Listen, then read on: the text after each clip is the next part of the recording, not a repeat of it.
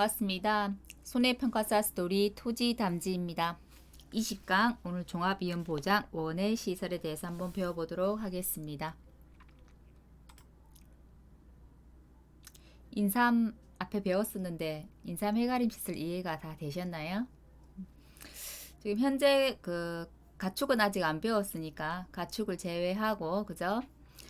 대부분 우리 시설들이 보험가입 금액을 결정할 때 제도달 가입으로 보험 가입을 결정했었잖아요. 근데 해가림 시설은 시가로 보험 가입을 결정했던 거 가입했던 게 좀 달랐죠, 그죠? 자, 원해 시설 한번 배워보겠습니다. 적용 품목이고요. 적용 품목은 1과목에서는 보험의 목적이라고 해서 저희가 배우게 되죠. 그죠? 이 과목에는 적용 품목이라고 돼 있어서 그냥 옆방에 있는 내용을 그대로 가지고 왔습니다. 자, 보험의 목적은 농업용 시설물, 부대시설, 시설 작물로 나눠집니다. 그죠? 농업용 시설물이라고 하면 우리가 앞에서 많이 배워서 알고 있지만 구조체와 피복제죠. 우리가 하우스가 이렇게 있다고 하면 그죠? 이렇게 이거 쇠파이프 형식으로 이렇게 쳐 있는 이것들을 보통 구조체라고 이야기를 하죠. 그리고 이걸 덮고 있는 거, 이 비닐 부분, 이걸 피복제라고 이야기합니다. 그래서 농업용 시설물은 구조체와 피복제를 한정지어서 이야기를 많이 하죠. 그리고 이 농업용 시설물 안에서는 이렇게 한 동으로 되어 있는 것을 단동하우스라고 하고요. 여러 동 이어져 있는 것을 연동하우스라고 하죠. 그리고 경질판으로 이루어진 유리온실이 있고 재해에 튼튼하게 잘 견딘다고 해서 내재해형 하우스가 있습니다. 그죠? 단동하우스, 연동하우스 외에 유리온실은 적산으로 산정이 불가능하기 때문에 전산으로 우리가 그 금액을 책정할 수 없다고 했죠. 그랬을 때 우리 1과목에 배웠었던 거 기억나시나요? 유리온실은 계약자의 고지사항을 따르되, 그죠? 계약자의 고지사항을 따르되 최소 5만 원에서 최대 50만 원까지 해서 금액이 한정되어 있었어요. 그죠? 계약자가 고지를 한 평 100만 원씩 했다. 단위 면적당. 이건 안 된다고 했어요. 그죠? 자, 부대시설입니다. 부대시설은 요 가하 부분은 1과목에 있는 내용이고 나하 부분이 2과목에 있는 내용입니다. 1과목에 있는 내용은 실은 똑같은 내용입니다. 부대시설은 우리가 하우스를 이렇게 설치되어 있으면 작물을 재배하기 위해서 이제 부가적으로 들어가는 어떤 시설물, 장치들이 되는 거예요. 그죠? 그래서 이 우리가 앞에 이제 단동하우스, 연동하우스, 이 농업용 시설물에는 이 구조에는요 전혀 영향을 미치지 않으면서 재설치가 가능한 것입니다. 그죠? 농업용 시설에 설치한 어떤 시설이 되는 거예요. 추우면 우리 따뜻하게 하기 위해서 난방 시설을 하고 그죠? 또 더우면 그죠? 시원하게 하기 위해서 냉방 시설을 설치하게 될 거고 또는 한풍을 위해서 그죠? 한풍 시설을 설치하거나 또는 추우니까 보온덮개 같은 그죠? 보온덮개류도 되겠네요. 부대 시설은 그죠? 보온덮개류도 또는 수평 장치, 수평 커튼 같은 것도 다 부대 시설에 속합니다. 자, 부대 시설하고 집기류하고 헷갈리시면 안 돼요. 뭐 예를 들어서 뭐 선별장에 있는 선별 장치라든지 그 외에 우리 뭐 작물을 보관하기 위한 어떤 냉장고라든지 이런 것은 부대 시설에 들어가지 않습니다. 그리고 뭐 작물을 키우기 위한 양액 재배 시설이라든지 이런 것은 다 부대 시설이라고 했죠. 그리고 시설 작물입니다. 우리가 보험금을 가입하고 보험 가입 금액을 가입해서 산정하고 보험금을 줄 때 나누는 게 이렇게 두 개 나누죠. 농업용 시설물하고 부대시설을 이렇게 한 파트로 나누고 시설 작물 이렇게 구분해서 보험 가입 금액도 그렇게 나누고 보험금도 나눠서 주게 되죠. 그죠? 보험금을 산정하는 방법도 다르고요. 그래서 우리 1과목에서 우리 배웠었잖아요. 시설 작물 요 부분에 보험금을 주는 조건 배웠었잖아요. 자연재해 조수에 화재일 때 자연재해가 왔을 때 그 중에 이 시설 작물을 보험금을 주는 조건 해서 세 가지 조건 배웠던 거 기억나시나요? 기억나시나요? 있었잖아요. 시설 작물은 시설 그러니까 일과목 한번 볼까요? 잠깐 헷갈리네요. 제가 바로 알고 있는 게 맞죠? 잠깐만요. 은행시설 한번 볼게요. 그렇게 말하고 또 순간 또 자신이 없어서 저도 한번 보게 되네요. 맞네요. 자, 시설 작물에 농업용 시설물 및 부대 시설에 자연재해 조수해를 입은 손해이네요. 세 가지 기억나시죠? 우리 직접적인 예를 들면 구조체 피복제의 직접적인 피해로 자연재해로 인해서 직접적인 피해가 왔을 때 또는 이 구조체 피복제는 직접적인 피해는 오지 않았지만 그죠? 오지 않았지만 농업용 시설물 안에 있는 이 작물이 그죠? 70% 이상 이제 손해를 입어서 작물 재배를 포기한 경우 또는 기상특보 관련 재해 그죠? 기상특보 발령 지역의 기상특보 관련 재해로 인했을 때는 시설 작물에 대해서 보험금을 보상하는 손해다라고 돼 있네요. 저도 순간 갑자기 헷갈렸습니다. 한번 찾아봐서 한번 더 언급을 했고요. 자, 시설 작물은 이제 종류가 네 가지로 나눠지죠. 과체류, 화해류, 엽경체류, 근체류. 이 안에 내용들을 다 외우실 필요는 사실은 없습니다. 과체류는 우리가 흔히 알고 있는 과일류들이죠. 그리고 화해류, 꽃이고 꽃 중에서도 장미, 국화, 백합, 카네이션, 장백산, 국화 저는 그렇게 외웠었는데 백합, 장미, 장백산, 국화 이렇게 외웠거든요. 장미, 국화, 백합, 카네이션. 그래서 엽경체류는 주로 이제 잎을 먹는 것들이 되겠죠, 그죠? 근체류는 유일하게 무네요. 자, 먼저 우리 이제 이거 항상 나눈다고 했죠. 농업용 시설물과 부대 시설의 보험 가입 금액 넣을 때도 다르고 보험금을 결정할 때도 다르고 시설 작물하고 구분을 짓는다고 했기 때문에 손해 조사를 갈 때도 농업용 시설물 부대 시설이 다를 테고 시설 작물이 다를 테고 그러겠죠, 그죠? 자, 농업용 시설물과 부대 시설 손해 조사하는 거 어떻게 하는지 한번 보겠습니다. 먼저 손해 기준이네요. 조사 기준인데 이 조사는 농업용 시설물하고 부대 시설은 실제 우리가 손해가 생기면 실제 복구 수리비를 줍니다. 예, 실제 복구 수리비를 준다는 건 실은 재조달가액을 그대로 준다는 얘기죠. 재조달가액이 어떤 건가요? 내 물건의 동형 동품으로 그대로 사거나 그대로 만들었을 때 값을 그대로 준다는 거잖아요. 그죠? 제조달 가액은 보통 내 가입 면적의 단위 면적 시설비가 제조달 가액이었잖아요. 그죠? 실제 복구비를 그대로 산출을 합니다. 근데 내 보험의 목적이 그죠? 목적이 손해를 입은 장소에서 실제 복구하거나 수리하지 않았을 때는 실제 복구비를 주지 않아요. 실제 복구비를 주지 않고 이제 우리가 그 내용 연수가 있다고 했어요. 어떤 자산이든지 그죠? 그러니까 내용 연수 시간이 지난 만큼 그 가치가 떨어지게 되죠. 떨어지는 것을 우리가 감가한다라고 이야기하잖아요. 그래서 보험의 목적이 손해를 입은 장소에서 실제로 복구 수리되지 않았을 때는 연도가 지날수록 떨어진 그 감가를 적용해서 제조달가액으로 보상하지 않고 시가, 즉 감가 상각된 금액으로 보상을 합니다. 이거 중요합니다. 손해가 생긴 때와 곳에서 그대로 수리복구가 되었다면 제조달가액으로 복구 수리비를 산출하고요. 보험의 목적이 그 손해가 생긴 장소에서 수리 복구되지 않았을 때는 제조달가액으로 보상하지 않고 시가, 즉 감가 상각된 금액으로 보상하더라.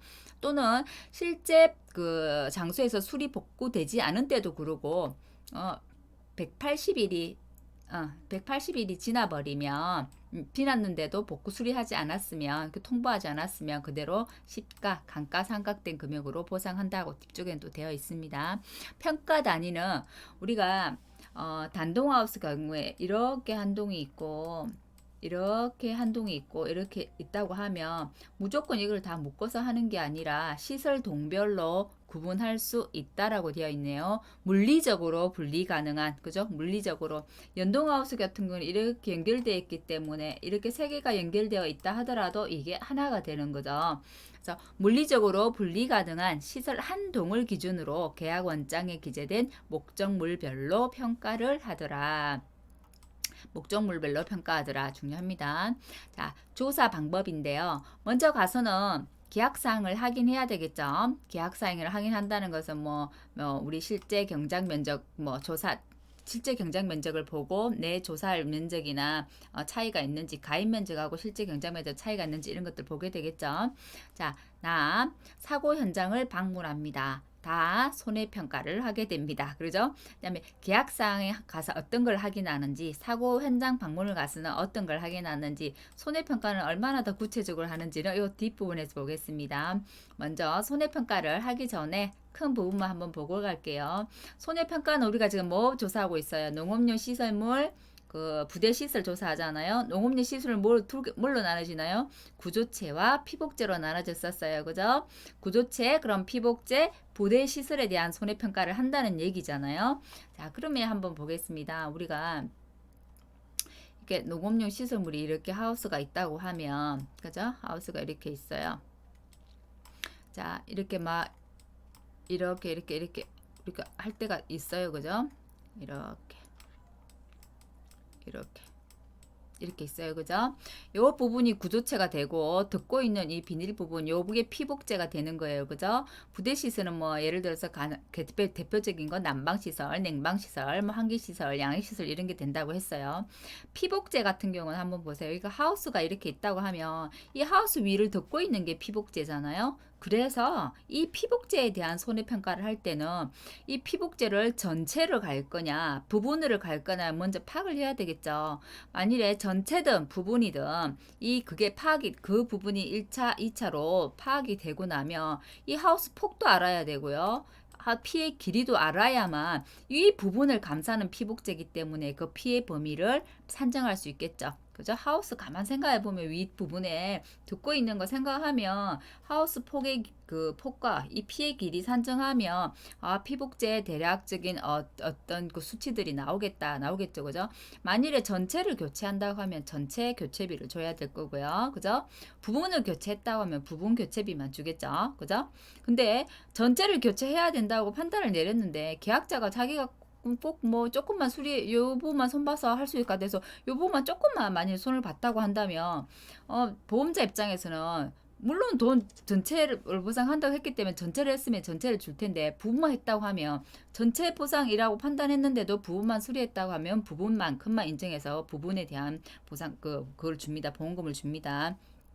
근데 실무에서는 실상 우리가 하우스를 듣고 있는 이 비닐 요 윗부분 피복제 같은 경우는 보통 이제 눈이나 이런 폭설에 무너질 수도 있겠지만 강한 강풍에 찢어졌다거나 태풍에 찢어졌다거나 이러면 한 부분이 이렇게 바닥 찢어져 버리면 이거는 대부분 하나로 연결되어 있습니다. 연결되어 있는 경우들이 많아서 한 부분만 찢어져도 요 부분만 실은 교체하기보다는 전체를 교체하는 경우가 훨씬 더 많습니다. 그래서 우리가 그 뒷부분에 보험금에 가서 배우게 될 텐데 피복제 단독 사고일 때 이건 1과목에서 배웠을 때 기억하실 거예요. 지금은 이제 이 과목은 좀 더 구체적으로 배우는 거잖아요. 손해조사를 어떻게 하는지 보험금을 어떻게 산정하는지 우리가 1과목에 배운 것만으로도 충분히 유추할 수 있는 거는 피복제 단독 사고일 때 저희가 자기 부담금 배웠었잖아요. 피복제 단독 사고일 때는 자기 부담금이 10만 원에서 30만 원까지 즉 자기 부담금은 손해액의 10%이다 이렇게 배웠었잖아요. 그죠? 그렇기 때문에 그 피복제 단독 사고란 말이 나왔던 거예요. 진짜 강한 바람이 왔는데 이 비닐만 윗부분만 찢어지고 이렇게 쇠로 된 거 이거 구조체는 안 부서질 수 있잖아요. 그래서 피복제 단독 사고가 있는 거예요. 보통은 그래도 심한 큰 재해가 오면 피복제도 피해를 입고 구조체나 부대 시설도 피해를 입겠죠. 자, 구조체나 부대 시설에 피해를 입었다면 예를 들어서 이 부분만 이렇게 내려앉았어요. 내려앉았다고 해볼게요. 눈이 많이 와가지고 내려앉았어요. 그럼 뒷부분은 괜찮아요. 요 내려앉은 이 부분만 그러면 이거는 이제 전체를 다 이제 바꿔야 되는 게 아니잖아요. 부분이잖아요. 부분 그죠? 부분일 경우에는 요 부분에 대한 것만큼 교체할 수 있는 수량이나 비용을 산정하겠죠. 그죠? 그죠? 이걸 이제 부분이기 때문에 부분이랑은 이제 이제 부분이기 때문에 어떻게 보면 교체라는 말보다는 수리라는 말이 더 맞겠네요. 그죠? 수리하거나 보수하는 면적을 산정하게 될 거고, 만일에 전체가 다 이게 전체가 다 전손이 왔다고 하면 구조체 전체 교체 수량을 파악하게 되겠죠. 그죠? 그리고 또는 이걸 아예 사용할 수가 없어요. 사용할 수가 없다고 하면 동형 동품에 똑같은 거를 만들어야 되는 거잖아요. 그렇기 때문에 제조달가액, 그죠? 사용할 수 없는 경우 제조달가액으로 산정하겠죠. 또는 어, 이런 경우 있죠.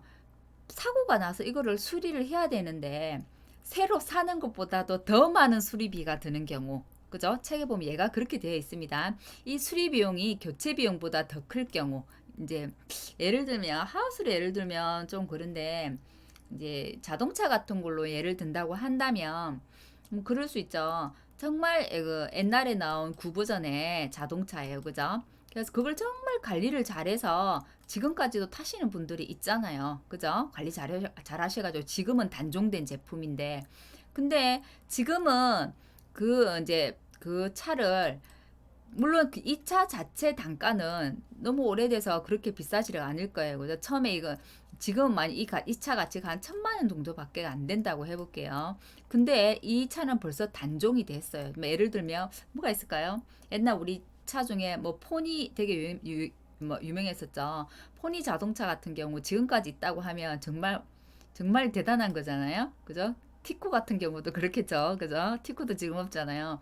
근데 이걸 지금 관리를 잘해서 타고 있는 사람인데 이게 지금 사고가 났어요. 사고가 났는데 이게 이미 단종된 제품이라서 부품도 없고 구하기도 힘들어요. 그래서 이 차 원래 제조달가액 1,000만 원보다 수리비가 더 나오는 거예요. 그때는 어떻게 할 거냐? 제조달가액으로 그냥 산정한다는 거예요. 수리 안 하죠. 그죠? 예를 들면 자동차 보험에서도 요거 수리비 만일에 수리비는 2천만 원 나온다 하는데 원래 1,000만 원짜리인데 이게 2천만 원 주나요? 안 주잖아요. 1,000만 원 주잖아요. 그거하고 똑같은 원리입니다. 다음에 당연히 이제 조사하고 요 부분을 수리를 하려고 하면 인력이 투입이 되겠죠. 그죠? 인건비 산정하잖아요. 인건비를 산정할 때는 실제로 들어간 인력, 투입된 인력, 요거 시방서, 그다음에 견적서, 영수증, 시장 조사 등을 통해서 피복제 및 구조체 시공에 소모된 인건비 등을 감안해서 산정하더라. 이거는 별거 아닌 것 같지만 제가 이렇게 파란색 표시를 해놓은 거는 가로넣기 하에서 나올 수 있을 것 같아서 이렇게 파란색 표시를 한번 해놔봤습니다.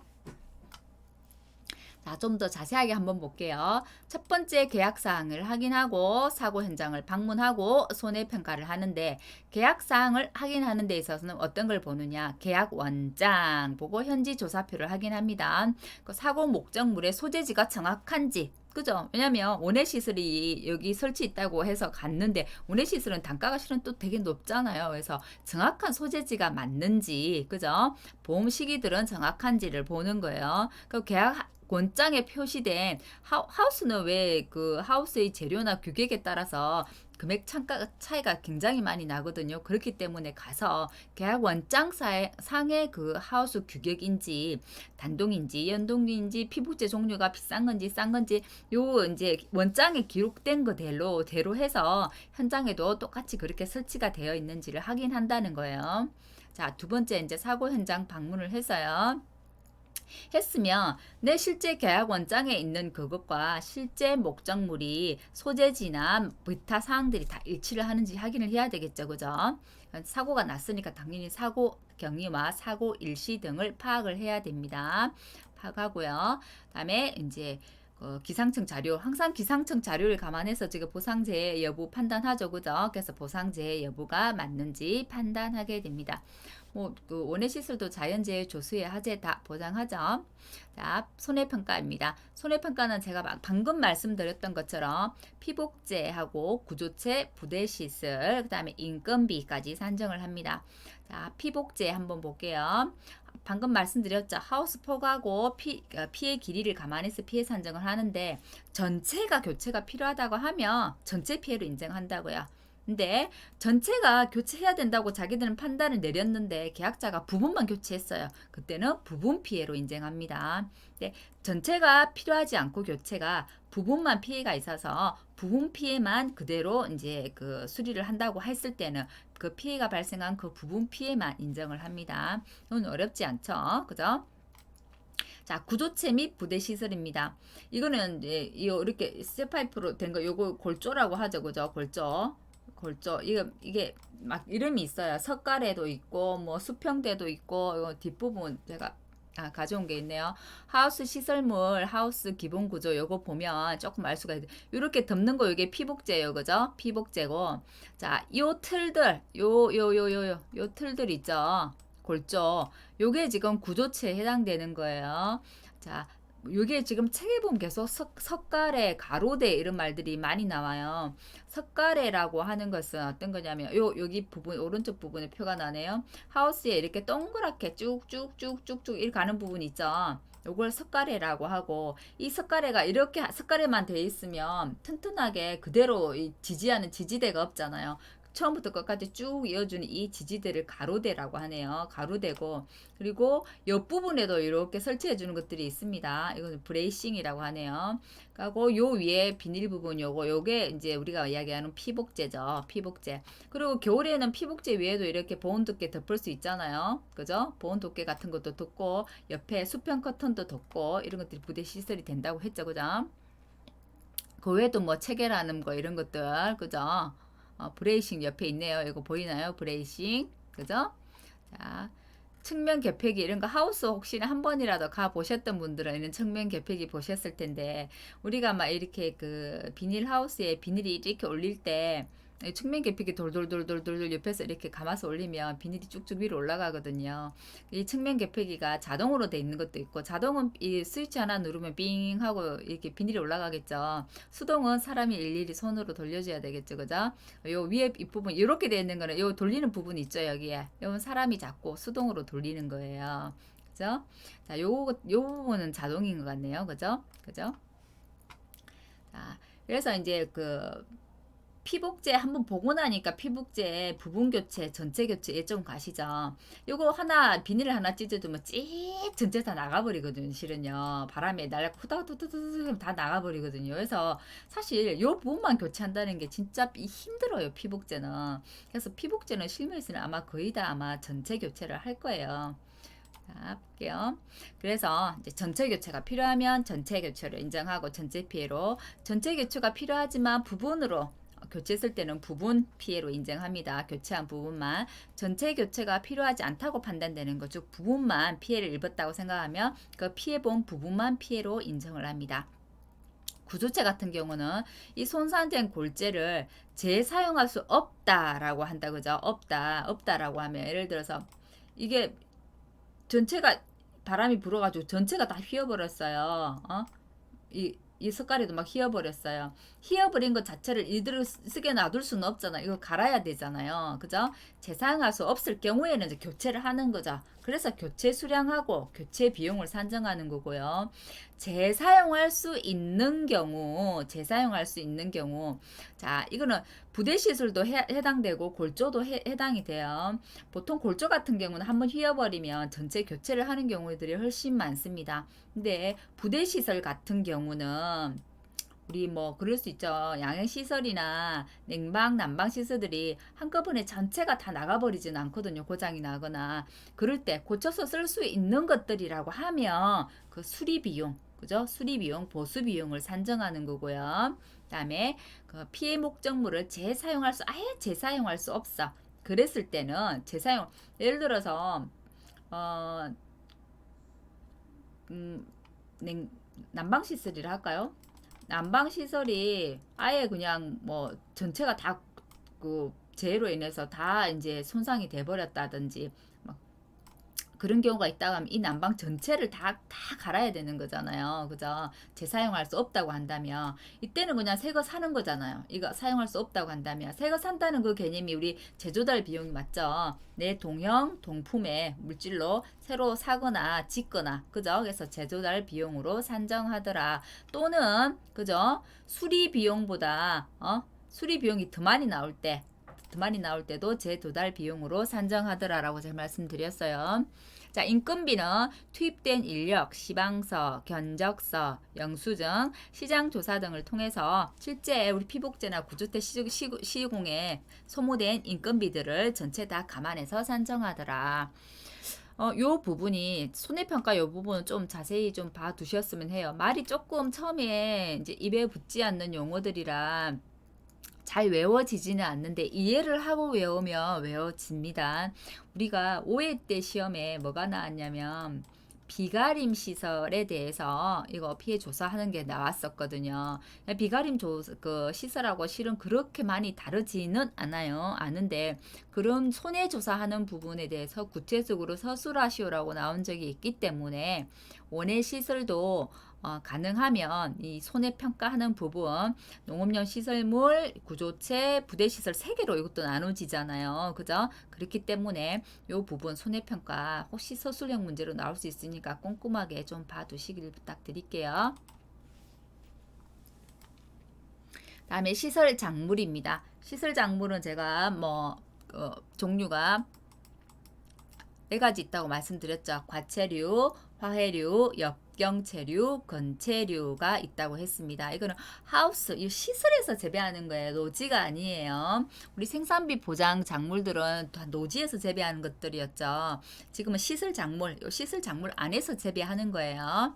자, 조사 기준은 한 사고마당 생산비 보장 보험금을 주죠. 그죠? 보험금 줍니다. 그죠? 사고 때마다. 근데 우리 조건이 있었잖아요. 보험금 줄 때. 우리 그 시설 작물 같은 경우는 우리가 보통 그 보험금 줄 때 우리가 여태까지 가피자 많이 배웠잖아요. 그죠? 근데 시설 작물 같은 경우는 가피자로 보험 주지 않잖아요. 보험 가입 금액의 비율 마이너스 자기 부담 비율 이렇게 주지 않죠. 여기는 뭘로 주나요? 여기는 그냥 생산비 보장 보험금 사고 시마다 주죠. 무조건 주는데 단 여기는 소손해 면책금이 있었잖아요. 소손해 면책금이라고 해서 손해가 10만 원은 초과해야 10만 원만 초과하면 거기에 대한 피해 입은 보험금을 다 주잖아요. 그죠? 근데 10만 원까지는 돈을 준다 안 준다? 10만 원까지는 안 준다. 10만 원 포함 아니에요. 10만 원은 안 주는 거예요. 10만 원까지 안 주고 10만 원이 초과되면 보험금을 주는 거죠. 그럼 내가 뭐 11만 원 손해가 났어. 10만 원 제외하고 1만 원 주는 게 아니라 10만 원만 넘으면 다 11만 원 준다는 겁니다. 보험금. 그리고 그 보험금은 한도가 있죠. 한도는 항상 우리 이제 그 제가 보험 설명하면서 앞 시간에 그 해가림 시설할 때도 그 설명 한번 했었어요. 보험은 보험 가입 금액하고 가액이 똑같은 전부 보험이 있었고요. 맞죠? 자, 보험 가입 금액이 보험 가액보다 적을 때는 이거 일부 보험이었죠. 일부 보험은 어떻게 보험금을 줬나요? 보험금 산정된 거에다가 보험 가액분의 보험 가입 금액에서 비례 보상을 했었어요. 그죠? 그리고 그 금액은 다 보험 가입 금액 한도죠. 근데 이런 경우 있었잖아요. 보험 가입 금액이 가액보다 클 경우에 조금만 클 경우 사실 중복보험 이렇게 들어가지고 조금만 클 경우에는 실은 정말 조금 근세한 차이는 가입 금액 기준으로 줍니다. 근데 보험에는 중복보험이면서 어떤 게 있냐면 초과보험인 것이 있어요. 초과보험의 개념은 내 가입 금액보다 현저하게 차이 날 때, 금액이 현저하게 차이 날 때 그걸 초과보험이라고 합니다. 그때는 뭘 기준으로 주냐면 가액을 기준으로 줍니다. 내 최고 손해액, 이 법률상의 최고 손해액인 이 가액을 기준으로 줍니다. 그걸 알아두면 요 보험금에 관한 거는 어디에나 다 통용이 되는 거거든요. 그러니까 그 중에 가장 기본은 뭐예요? 보험 가입 금액 한도 내에서 주는 거잖아요. 그죠? 그래서 우리 시설 작물에 대한 생산비 보장 보험금도 보험 가입 금액 한도 내에서 보상을 합니다. 평가 단위는 목적물 단위가 되겠고요. 한 작기, 두 작기, 동일 작기라고 했네요. 동일 작기라고 하는 거는 원해 시설은 우리 시설 안에 예를 들어서 처음에는 딸기를 재배했어요. 그 다음 1년이 다 안 끝나고 딸기 끝나고 그 뒤에서 다른 거 이어서 작물 재배할 수 있어요. 그래서 한 작기가 끝나고 두 작기가 되고 막 이렇게 그걸 작기라고 이야기하는데 실은 이제 딸기만 심은 이 한 작기 안에서도 피해가 여러 번 날 수 있잖아요. 그죠? 재해가 여러 번 올 수 있잖아요. 그랬을 때 동일 작기 안에서 2회 이상 사고가 났을 때는 그럼 어떻게 하느냐? 그러면 이전 사고 피해를 감안해서 산정하더라라고 되어 있어요. 그죠? 이전 이제 피해를 두 개 더해버리면 중복 그 피해비 되는 거잖아요. 이전 피해 빼고 해야 되겠죠. 근데 이제 그렇게 하더라라는 것만 저희는 감안을 해두시고 실제 요거는 시험 문제로는 아마 복잡해서 출제되지는 않을 겁니다. 시시비비거리가 될 수 있어서 그래요. 그래도 그냥 이제 알아는 두는 거예요. 동일 작기 안에서 2회 이상 사고가 났을 때는 앞에 사고 피해를 감안해서 산정하더라라는 것 정도만 기억해 두시면 될 것 같아요. 평가 시점은 피해의 확인이 가능한 시점이더라. 그렇겠죠? 자, 조사 방법 한번 볼게요. 조사 방법은 같아요. 우리 그 구조체하고 피복제, 그 농업용 시설물 그 조사했던 것처럼 똑같이 계약 사항을 확인하고 사고 현장 방문하게 되겠죠. 그리고 보상하는 재 여부 판단하잖아요. 근데 이제 보상하는 재 여부를 판단하는 데 있어서 필요 자료가 조금 다르네요. 자, 앞에 우리 조사는 뭐 기상청 자료나 볼게요. 거기에는 기상청 자료 이런 건 없었네요. 기상청 자료 있네요. 기상청 여기는 보세요. 면담 결과, 사고 경위, 기상청 자료 등을 감안해서 이 기상청 자료만 감안한다고 돼 있고 어떤 것을 우리가 항상 우리가 재해를 입증할 수 있는 자료에서 우리가 앞에 많이 배운 것도 있었잖아요. 기상청 자료, 농업기술센터 의견서, 손해평가에는 속에서 막 있었잖아요. 그것처럼 이 시설 작물에는 그 입증 자료를 세 가지를 요청하는데 앞에 부분하고 조금 달라요. 한번 보세요. 기상청 자료를 확인하고 계약자 면담하고 작물 상태 등을 고려해서 보상하는 재 여부 확인하더라. 우리 피해 사실 확인 조사할 때 보통 그 어떤 거 보고 확인했었어요? 농지나 작물 상태를 감안해서 보상하는 재 여부를 판단하더라. 이런 것도 있었잖아요. 뭐 수확량 해할 때 농지나 작물 상태 등을 그 감안해서 보상하는 재해를 확인하더라. 피해 사실 확인 조사는 기상청 자료나 현지 방문을 통해서 보상하는 재해를 확인하더라. 이런 것들이 앞에 계속 있었잖아요. 그죠? 근데 요 시설 작물은 기상청 자료와 계약자 면담, 작물 상태 등을 고려해서 섞어놨네요. 그죠? 자, 보상하는 재 여부를 확인하더라. 근데 그때 요청하는 자료가 우리 앞에 있는 기상청 자료, 농업기술센터 의견서, 손해평가사의 소견서 이랬는데 자, 여기는 보세요. 농업기술센터 의견서는 같은데 이 시설 정보는 출하 내역서를 확인하네요. 과거 출하 내역이 다 포함되어 있는 출하 내역서. 그다음에 정상적인 영농 활동을 입증할 수 있는 자료들 조금 다르니까 한번 봐주시기를 바랍니다. 그다음에 재배 일정을 확인하고요. 이 재배 일정을 확인하는 거는 왜 그러냐면 나중에 보험금 산출할 때 이제 그 보험금 산출식을 보면 왜 재배 일정을 확인하는지 아실 수 있을 거예요. 왜냐하면 우리가 보험금 산출 앞에 이제 1과목에서 배웠기 때문에 한번 떠올려 보세요. 예를 들면 딸기 같은 경우 보험금을 산정할 때 우리가 어떻게 했냐면 가입 면적 곱하기 단위 면적당 보장 생산비 먼저 곱했어요. 그죠? 이게 보험 가입 금액이죠. 실은 요 곱하기 어떤 게 있어요? 경과 비율을 곱하고 그다음에 피해율을 곱했단 말이에요. 근데 이때 경과 비율은 우리가 생산비 보장 받장몰 앞에 고추나 뭐 브로콜리나 이런 거 배웠던 것처럼 똑같이 준비기 계수가라는 게 있어요. 알파 플러스 1 마이너스 알파 곱하기 표준 생장일수분의 생장일수가 있었단 말이에요. 자, 요거 준비기 생산비 계수 이거 하려면 어떻게 알았어요? 표준 생장일수분의 생장일수를 넣어야 되는데 이 생장일수가 어떤 거였어요? 내가 정식이나 파종한 날에서부터 사고일까지가 생장일수란 말이에요. 그렇기 때문에 정식을 하는 것 품목일 때는 정식일자를 알아야 되는 거고 파종을 하는 품목일 때는 파종일자를 알아야 되는 거고 이 종균 접종이라고 돼 있는 거는 우리가 지금 이 업무방법서 책에 원예시설하고 버섯이 같이 지금 들어있어서 그래요. 지금 제가 원예시설만 따로 강의를 하는 거지만 실은 같이 들어있어요. 업무방법서에서 종균 접종일이 있는 거예요. 버섯은 종균 접종을 하니까요. 그 다음에 이제 그 경과 비율이 수학기일 때는 이것도 달라지죠. 1 마이너스 표준 수학 일수분의 수학 일수가 되잖아요. 그렇기 때문에 수학 개시하는 날짜가 언제인지도 알아야 되고 수학 종료일자가 언제인지도 알아야 되고 그렇게 되는 거죠. 왜? 경과 비율을 알기 위해서 그런 거예요. 그래서 재배 일정 확인하는 거고요. 그 재배 일정은 문답 계약자한테 물어서 알거나 그죠? 또는 그래서 제가 아까 요 앞에 입증 자료들이 있었잖아요.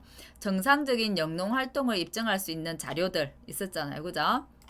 그런 것들을 보고 모종을 구입한 내역이라든지 출하 관련 출하 증명서라든지 영농 일지들을 확인하게 되는 겁니다. 자, 재배 일정을 확인했으면 사고 일자를 확인합니다. 왜? 이 경과 비율 안에 경과 일수를 알려면 사고 일자를 알아야만 정식 파종일로부터 사고일까지 해서 이 경과 일수가 나오기 때문에 그래요. 그래서 사고일자 확인하는 거예요. 그러면 사고일자는 언제가 사고일자일까가 굉장히 중요했어요.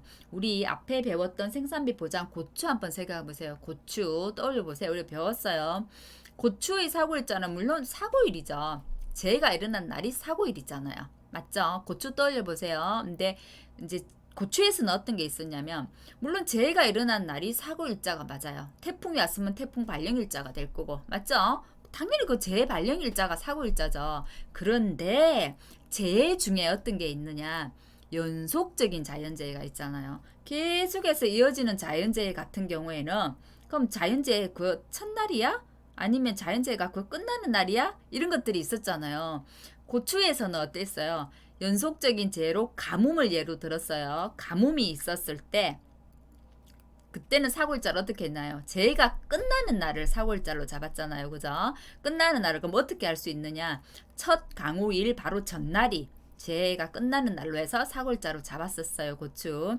자, 지금 시설작물은 보세요. 시설작물은 지금 수확기 이전 사고에 사고일자와 수확기 중 사고의 사고일자가 지금 연속적인 재해일 때 다릅니다. 추정하는 게 두 개가 나와 있어요. 이거 가로넣기 나올 수 있을 것 같아서 빨간 글로 표시해가지고 가져왔고요. 수확기 이전에는 이 연속적인 자연재해가 있었다고 하면 연속적인 자연재해로 폭염이나 냉해를 들었네요. 그죠? 연속적인 폭염 우리 계속해서 이어지면 폭염으로 인한 재해가 있잖아요. 그죠? 우리 폭염 막 있을 때 하루만 반짝 더워서 폭염 며칠간 폭염이 지속되었습니다. 이런 거 뉴스에서 여름에 진짜 많이 보죠. 그죠?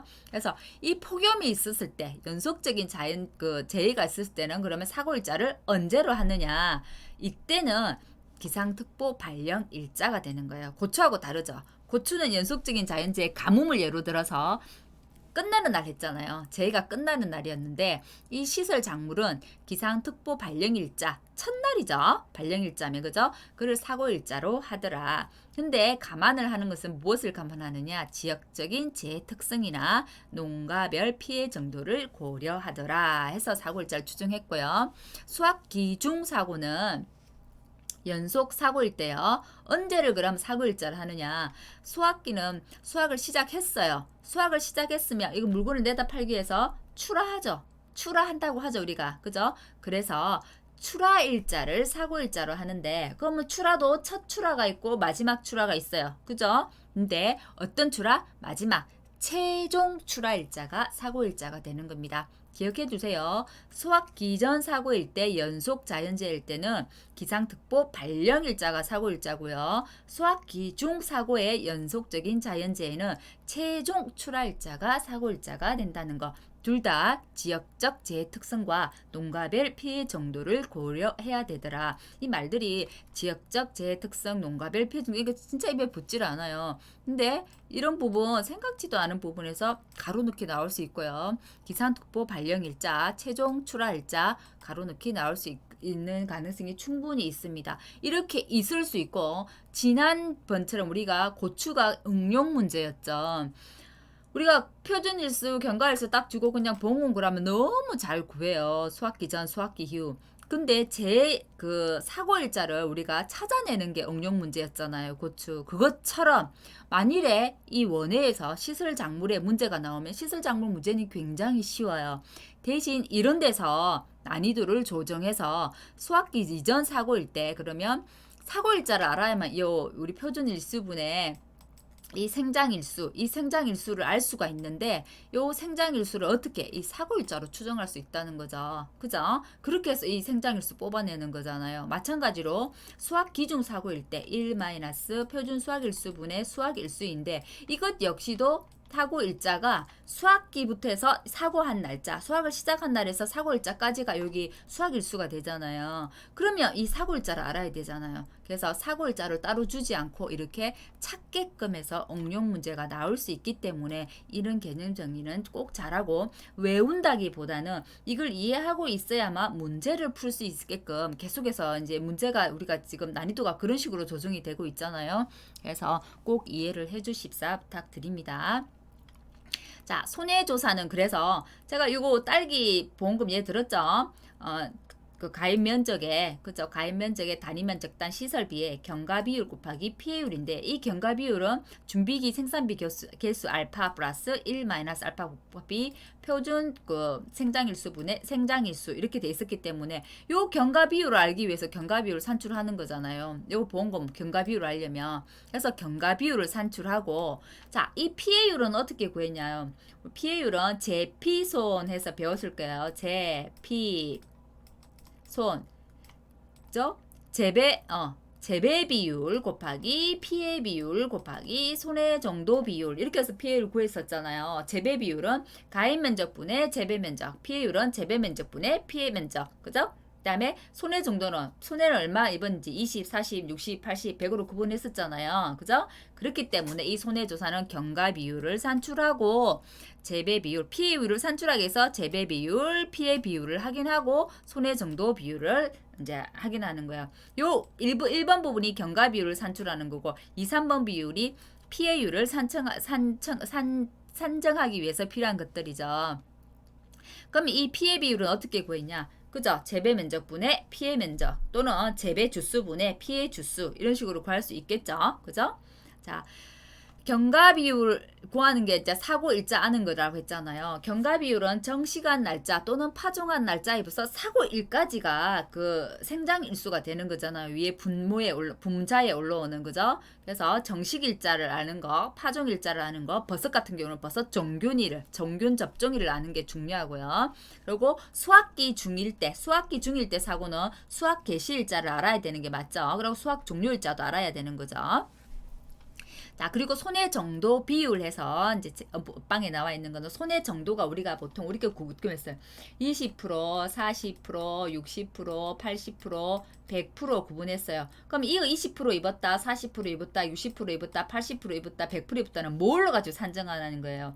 작물의 우리 보험 목적물의 뿌리 봅니다. 줄기, 잎, 과실을 다 본다는 거예요. 근데 이거 별거 아닌 것 같은데 가로넣기 한번 나오면 할 수 있겠어요? 그죠? 어디를 보더라? 뿌리, 줄기, 잎, 과실에 발생한 부분의 손해 정도 비율을 산정하더라. 뿌리, 줄기, 잎, 과실을 보고 피해를 20% 입었다, 피해를 40% 입었다, 60% 입었다, 80% 입었다, 100% 입었다를 산정하게 되는 거고요. 제가 손해 정도와 손해 정도 비율은 다르다고 했어요. 그죠? 0에서 20, 21에서 40, 41에서 60 손해 정도는 이렇게 갔죠. 자, 이때는 20%, 21에서 40은 40%, 41에서 60%는 60%. 손해 정도가 윗부분이 되고 아랫부분이 손해 정도 비율이 되는 거죠. 만일에 손해 정도가 50%였다고 하면 우리가 손해 정도 비율을 곱할 때는 뭐예요? 60%가 되잖아요. 그래서 손해 정도와 손해 정도 비율은 다르다는 거. 근데 문제 조건에서 손해 정도 비율이 55에 라고 줬다면 손해 정도 비율을 줬기 때문에 그냥 그대로 55를 곱해야 되는 거예요. 손해 정도와 손해 정도 비율은 다르다는 거 꼭 구분하시기 바랍니다. 그 다음에 이제 있는 게 이제 특약이죠. 화재 대물 책임 배상. 화재 대물 책임 배상은 우리 앞에서도 배웠어요. 그죠? 앞에 이제 비가림 시설할 때도 배웠고 자, 특약으로 있었어요. 그죠? 화재 자체가 우리 비가림 시설할 때 자연재해 조수에 화재가 있는데 보통 우리 보험들은 종합보험들은 대부분 다 자연재해 조수에 화재를 다 주계약에서 보장을 했어요. 보통 약관에서. 근데 비가림 시설일 때는 달랐죠. 화재와 화재 대물 배상 책임 보험은 다 특약에서 보장하는 거였어요. 그죠? 화재 대물 배상 책임이란 건 어떤 거냐면 우리 시설에 내 하우스에 불이 났어요. 이 보험 목적물에 불이 나야 되는 거예요. 그죠? 화재가 났어요. 나서 옆에 동에 피해를 주거나 또는 이 하우스 옆에 하우스가 있으란 법은 없죠. 집이 한 채 있을 수도 있고. 그죠?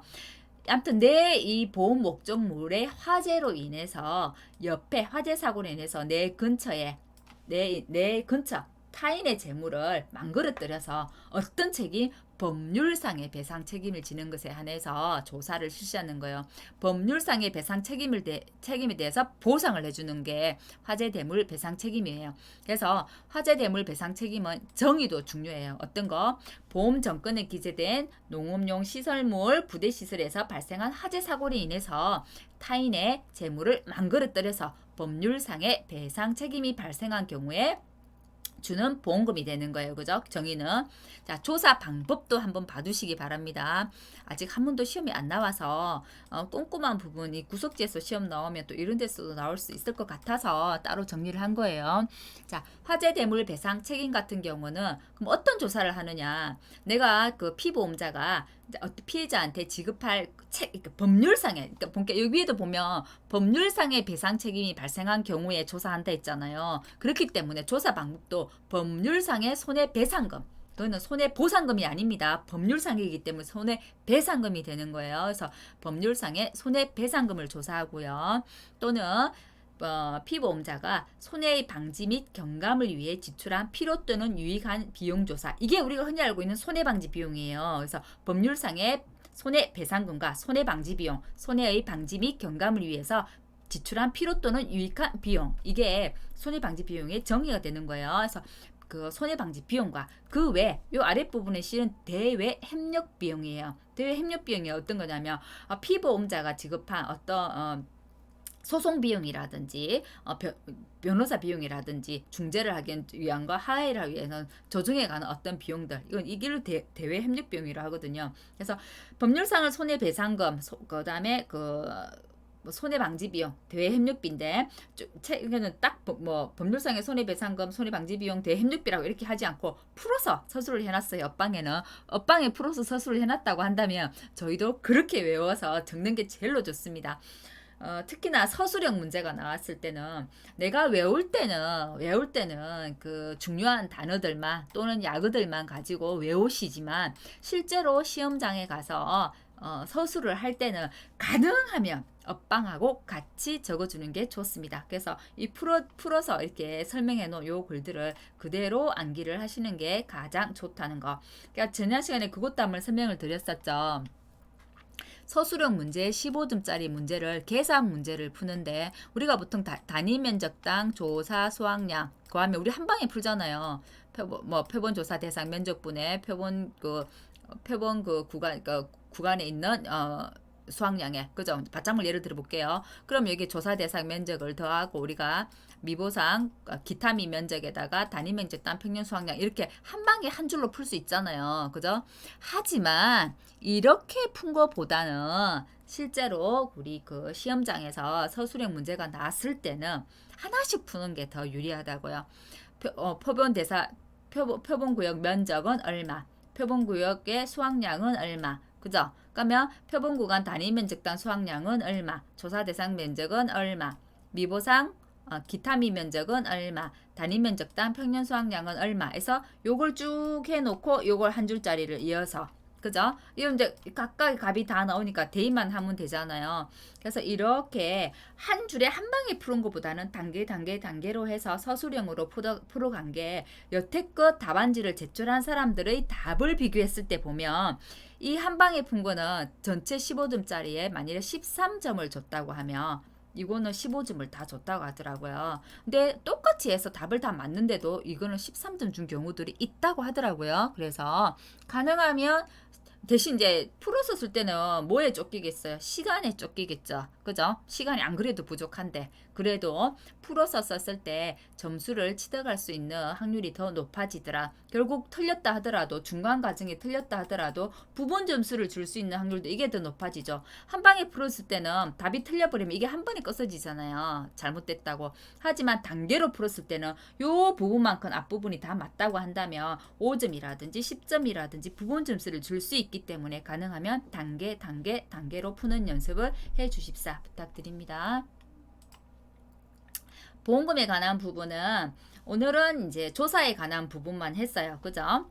자, 우리가 그 보험의 목적이 농업용 시설물 구조체하고 피복제하고 플러스 부대 시술로 나눠지더라. 그리고 시설 작물로 나눠지더라. 자, 보험가입 금액이나 우리 그 보험료나 보험금 산출할 때는 농업용 시설물하고 부대 시설은 따로 하고 시설 작물 따로 했어요. 그죠? 그래도 조사도 그러면 농업용 시설물 부대 시설하고 시설 작물은 따로 하더라. 그죠? 그리고 그러니까 구분해서 외우시고 손해조사 방법도 어떤 것들이 있더라. 그리고 그 손해조사할 때 특히나 우리 농업용 시설물하고 부대시설, 자, 피복제 그 손해조사할 때 뭐 전체일 때는 전체 다 인정.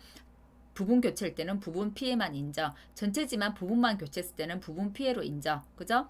그 농업용 시설의 구조체하고 부대시설 같은 경우는 교체를 전체 다 교체를 해야 된다고 하면 교체 비용이나 그죠? 교체 수량이나 교체 비용을 알아야 되고 그죠? 수리를 할 수 있으면 수리 비용이나 그죠? 수리비에 산출하는 그 수들을 알아야 되고 나머지 그 또 뭐가 있어요? 수리비하고 또 뭐가 있죠? 아예 사용을 하지 못하거나 수리비가 더 많이 나온다고 했을 때는 제조달 비용으로 산정하더라. 그다음에 인건비도 있었죠, 그죠? 인건비에 들어가는 모든 인력들, 뭐 견적서, 시방서, 영수증, 시장조사 등을 통해서 인건비 산출한다는 거 그런 부분까지 세세하게 좀 봐줍시다 말씀을 드렸고요. 시설 작물하고 농업용 시설물 부대시설 구분해서 꼭 손해조사하는 것도 암기를 하시기 바라고. 그리고 우리 시설 작물에서는 재배 일정이나 사고 일자, 특히 사고 일자, 수확기 이전 사고는 사고 일자가 연속적인 재해일 때, 기상 특보 발령 일자가 사고 일자였고요. 수확기 중 사고일 때는 마지막 최종 출하 일자가 사고 일자더라. 라는 것까지 정도 오늘은 알아두시면 좋겠습니다. 다음 시간은 보험금에 대해서 기본적인 설명을 하고 보험금 문제를 예시로 풀어보는 걸로 해서 강의 이어가도록 하겠습니다. 오늘 강의 그렇게 어렵지는 않았죠. 왜냐면 1과목에서 실은 꼼꼼하게 저희가 원예시설이나 버섯을 배웠어요.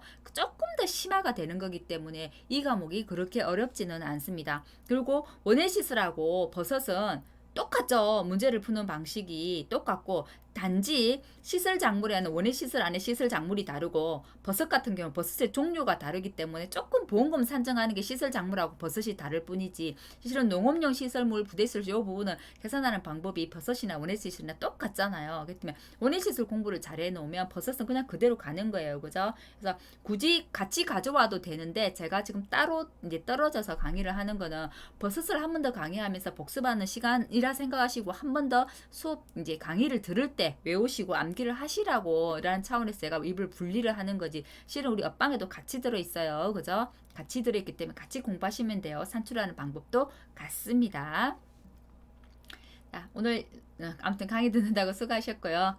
내일 또 좋은 강의로 여러분들 찾아뵐 수 있도록 노력하겠습니다. 애쓰셨습니다.